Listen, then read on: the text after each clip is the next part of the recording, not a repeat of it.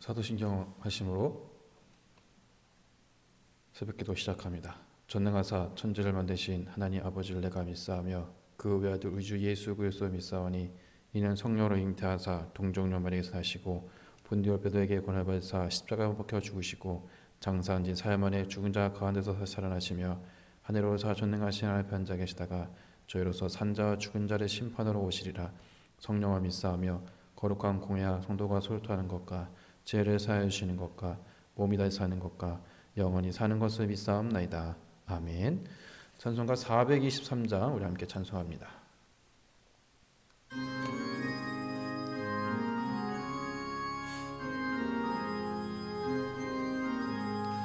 무엇보다도 더 검은 죄로 물든 마음이 있는보다 더 익게 깨끗하게 씻겨내 주의 보혈 흐르는 내 믿고 뛰어나가 주의 은혜 내가 입어 깨끗하게 되었네.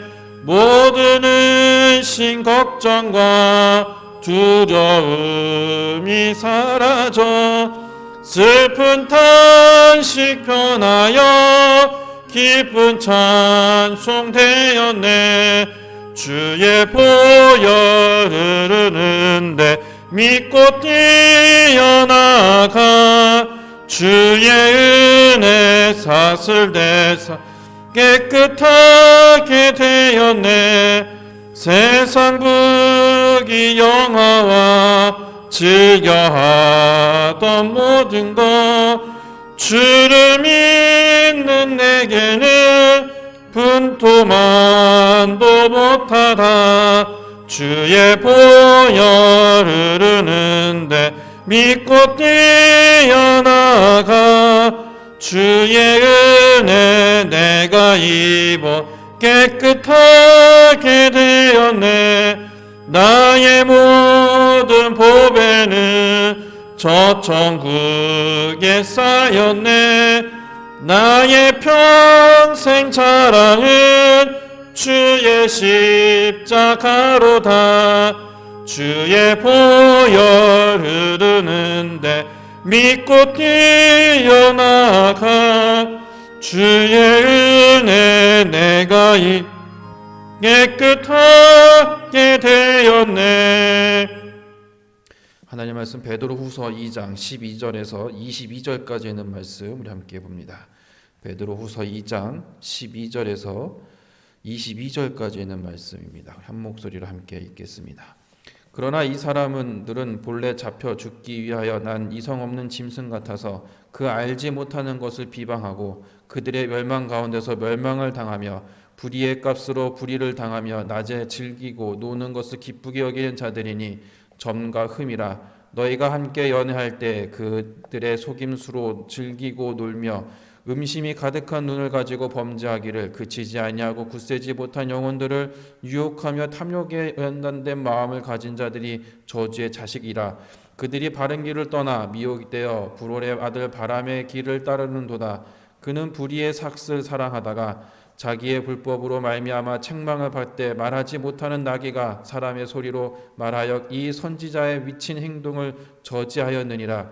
이 사람들은 물 없는 샘이요 강풍에 밀려가는 안개니 그들을 위하여 캄캄한 어둠이 예비되어 있나니 그들이 허탄한 자랑의 말을 토하며 그릇되게 행하는 사람들에게서 겨우 피한 자들을 음란으로서 육체의 정욕 중에서 유혹하는도다. 그들에게 자유를 준다 하여도 자신들은 멸망의 종들이니 누구든지 진자는 이긴 자의 종이 됨이라. 만일 그들이 우리 주 대신 구주 예수 그리스도를 알므로 세상의 더러움을 피한 후에 다시 그 중에 얽매이고 지면 그 나중 형편이 처음보다 더 심하리니 의의 도를 안 후에 받은 거룩한 명령을 저버리는 것보다 알지 못하는 것이 도리어 그들에게 나으니라. 참된 속담에 이르기를 개가 그 토하였던 것을 돌아가고 돼지가 씻었다가 더러운 구덩이에 도로 누웠다 하는 말이 그들에게 응하였도다. 아멘.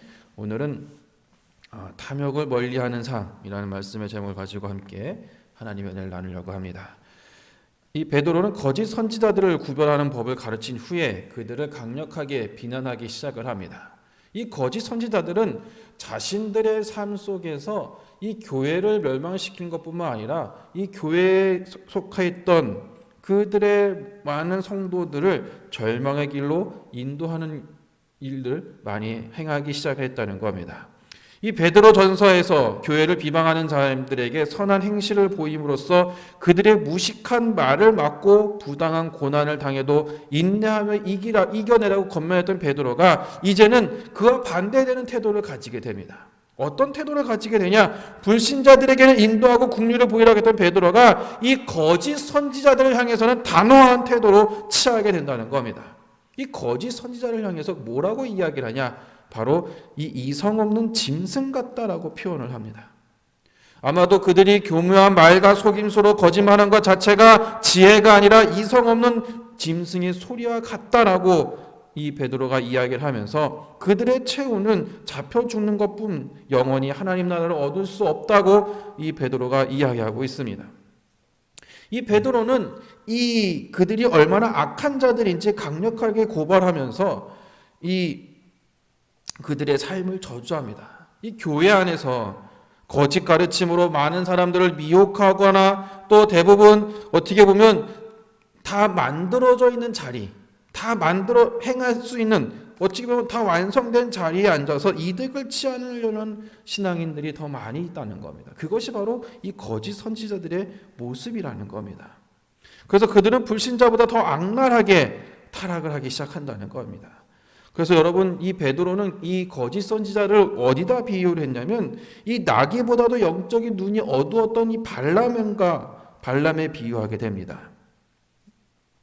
여러분 우리가 삶을 살아가면서 당시 최고의 선지자고 지혜였던 발람이었지만 이 실제로 우리들의 삶 속에서 그 어떻게 보면 영적인 눈, 나귀보다 더 어두운 영적인 눈을 가져서 그들의 삶을 조금 바뀌어가는, 행하가는 일을 가지고 있었다는 겁니다.